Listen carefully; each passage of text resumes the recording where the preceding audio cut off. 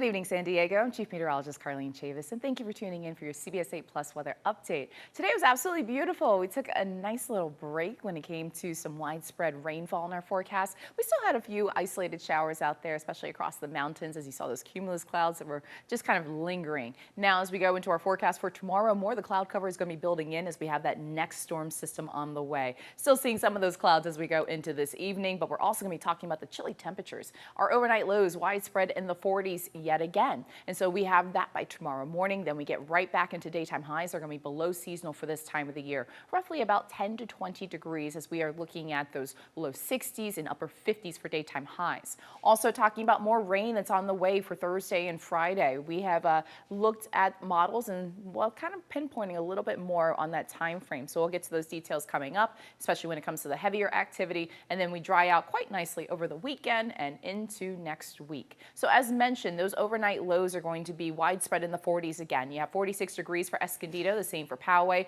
48 degrees for La Mesa. You have the 30s and 40s across the mountains, and 30s for Campo as well as for Ramona. We get to daytime highs for tomorrow that are going to be widespread in those low 60s. You have that for Del Mar as well as for downtown and for Chula Vista. 60 degrees expected for Fallbrook. Also looking at some upper 50s. That's going to be for Valley Center as well as for Ramona, and 52 degrees for Julian. So here's the area of low pressure, our recent one, the one that brought us the rainfall by Monday and even into Tuesday. Even a few light showers out there earlier today for the mountains. Well, we had the cumulus clouds that were still around, so the low did not go very far, impacting across Arizona, but we were pretty mild when it came to our forecast for today. A lot more sunshine than we've seen in recent days. A lot of that moisture is lifting from the south towards the north, impacting for Arizona, where they're seeing the scattered showers, heavy at times, and also some high elevation snow.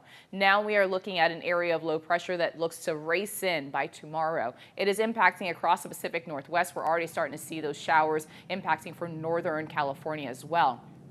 Activity picks up by tomorrow afternoon. We could see an isolated shower or two. That would be in the morning hours, and then we look at that heavier period moving in by about Thursday night all the way through Friday morning and start to taper off once we get into about Friday afternoon west of the mountains. When we look at what's going to be another impact, that's going to be snow again, and more snow than the last system that rolled in. Snow is not going to be the emphasis for us here in our local mountains in San Diego County, but it will be north of us. That's where we're seeing the winter storm watch that's going to go into effect by tomorrow, lasting all the way through Saturday, and that's impacting for San Bernardino County mountains and Riverside County mountains. They could see upwards of about 5 to 10 inches of snowfall. Highest peaks like Mount San Jacinto, upwards of about 16 inches of snowfall, as well as some gusty winds picking up to about 40 miles per hour. So we're stressing more on the rain with us here locally, but north of us definitely seeing some snow. Big Bear could see about 6 to 8 inches of snowfall, and that would be in addition to the 2 to 4 that Big Bear has already seen because of our recent storm system impacting Arizona this evening. So you have those gusty winds that are going to be in the forecast. That brings those gusts into the 20s and 30s, isolated gusts up to about 40 miles per hour. And we're also looking at wet weather in the forecast, so some slick roads, street flooding potentially being an issue, seeing some of those flood advisories going out, especially if we start to see some of those stronger pockets moving in. So when we set the clock in motion for tomorrow, you're seeing some lighter stuff around the lunchtime hour. So about 12:20, some light activity moving in. You're seeing that for downtown. And then we get into the rest of the night. So we go from the afternoon hours all the way into the evening hours for the rest of our Thursday. More on the moderate to even heavy at times rainfall range, and that is going to be around 7:45 for tomorrow evening. Then we get into roughly about the 10 o'clock hour. Once we start to get into the 10 o'clock hour, this is actually going to be, this heavy band right here is actually going to be right there along the coastline, but it continues to push towards the east. And so we are looking at the potential of it getting heavy during that 10 o'clock hour, and that's when we could see some of those alerts going out, especially because we already have a saturated ground, and now we're adding additional rainfall on top of that that could get heavy. So we still see some active weather into about 10:25 for tomorrow evening. It starts to move a little bit more towards the mountains, impacting for the desert as well. That's about 12:50 in the morning. So late night hours for tomorrow night, early morning hours for Friday, and then still hold on to pockets of rainfall all the way into the early morning hours for Friday around 4:10. You're seeing a line of more light to moderate rainfall, and then we see some hit or miss activity as we go throughout the day on Friday. So about 6:05, you are seeing some of those pockets impacting, seeing that near Oceanside, also starting to exit out from Bonita around 6 in the morning, and just kind of some hit or miss activity. Then you're seeing another pocket that moves on shore. This looks to be a little bit more on the moderate side, and then that's going to be roughly about 9:55 in the morning, and then most of that moisture really getting caught up across the mountains once we hit the afternoon hours for Friday, and seeing that extend into the desert around 4 p.m. So when all is said and done with this next round, this looks to bring measurable rainfall for us as well.